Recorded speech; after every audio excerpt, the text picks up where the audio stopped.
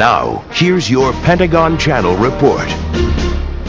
Defense Secretary Robert Gates has approved requests from the governors of 3 additional Gulf Coast states for National Guard troops to support oil cleanup efforts in the Gulf of Mexico. Pentagon officials say Secretary Gates has given verbal approval to requests from Mississippi for 6,000 Guard members, Alabama for 3,000, and Florida for 2,500.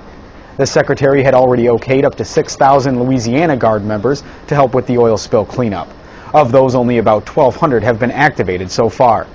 Pentagon officials say the Department of Homeland Security is the lead federal agency for the cleanup response, which has been ongoing since an oil drilling rig burned and sank into the Gulf last month. Oil engineers are focusing on designing an underwater oil collection device and dispersing the oil at the source of the leak. The U.S. Coast Guard continues to work around the clock, preparing to send ships to the oil spill in the Gulf of Mexico in an effort to skim the oil off the surface of the water.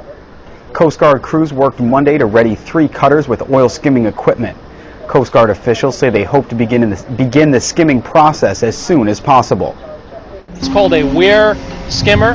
If you can imagine a deep dish-shaped object about the size of a truck tire, it sits on the surface of the water, and like a weir or a dam, it allows the very top surface of the water, the oil or the oily water mixture, to fall inside. The commander says the Coast Guard buoy tenders are all outfitted with the skimming equipment, and the Coast Guard trains on it regularly. He says their mission right now is considered indefinite. The Coast Guard is assessing the economic impact of the massive oil spill in the Gulf of Mexico.